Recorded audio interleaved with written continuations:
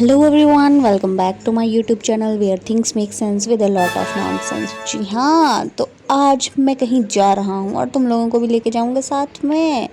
लेकिन शर्त ये है कि हम जाएंगे घर के कपड़े डाल के। जैसे कि तुम लोगों ने देखा, ये है मेरी घर की टी शर्ट और साथ में मेरे घर का लोअर है।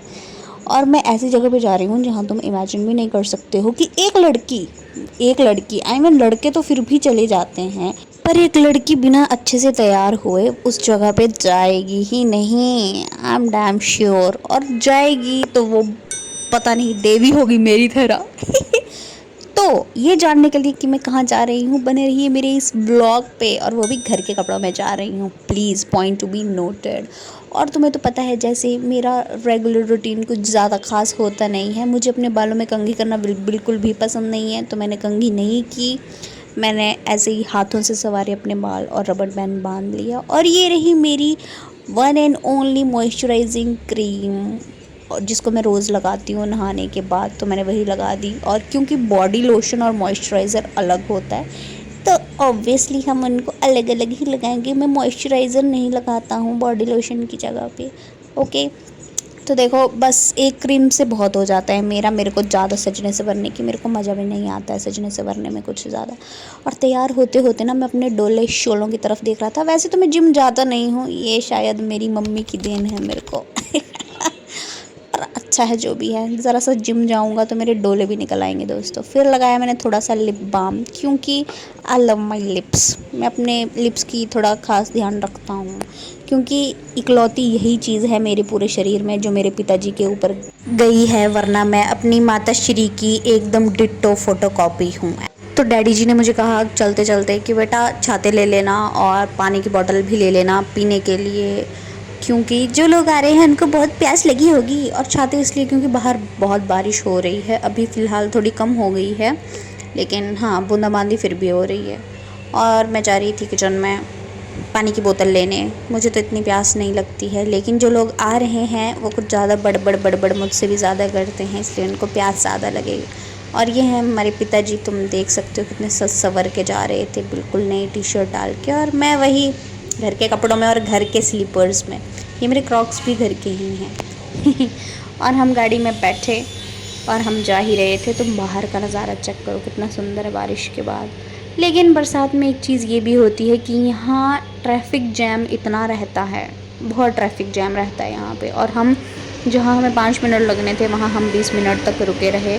लेकिन फ़र्क सिर्फ इतना था कि जो बंदे आ रहे थे उनकी फ़्लाइट भी 40 मिनट लेट थी, तो हम टाइम से ही पहुँचे थे वहाँ पे। और बरसात के बाद भाई साहब, गोवा की ब्यूटी देखने वाली होती है।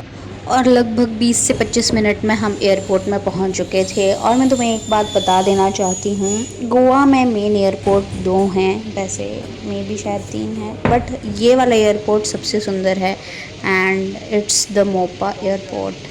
जी हाँ, इतनी सुंदर सुंदर बना के रखा है। और अभी तो काम ही चल रही है, शायद बहुत कुछ यहाँ ऐड ऑन करेंगे इसको और सुंदर बनाने के लिए। और हम लोग देखते देखते पहुंच गए अंदर एयरपोर्ट के। मैंने अपने क्रॉक्स डाल लिए थे। और मैं सच बताऊं, जब मैं पहली बार आई थी तो मैं बहुत कंफ्यूज हो गई थी यहाँ पे कि कौन सा पिलर नंबर, कैसा पिलर।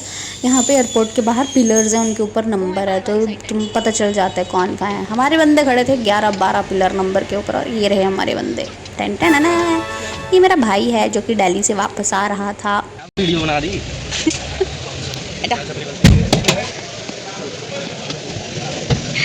क्या वीडियो था ना? तूने तो पूरी मुझे काट ली है अपनी। न्यू फैशन है ये। न्यू फैशन है भैया जी। पैर तो क्यों मारतेगा तू? पैर तो सभी नहीं। Hello mummy. हेलो मम्मी, कैसी हो? अच्छी हो? शॉपिंग कर ली, मजा आया? बड़ा टाइम लगा।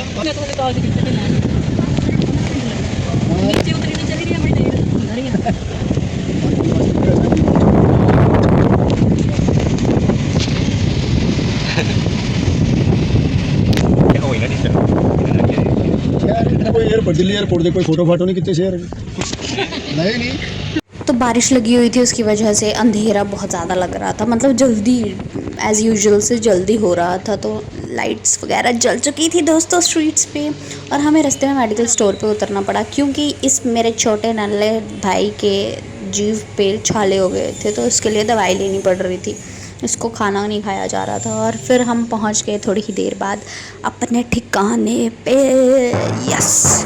और मैं सच बताऊं तो मेरे दिमाग में लिटरली यही चल रहा था कि अब सब लोग इकट्ठे हो गए हैं, अब मेरा जीना हराम हो जाएगा, क्योंकि बहुत साल हो गए हैं मुझको अकेले रहते हो। और तुम लोग समझ सकते हो जब किसी इंसान को अकेले रहने की आदत हो जाती है तो कोई किसी और के आसपास वो नहीं भटक सकता। तो आज के व्लॉग में इतना ही दोस्तों। अगर आपको व्लॉग अच्छा लगा हो तो लाइक शेयर कमेंट ज़रूर कर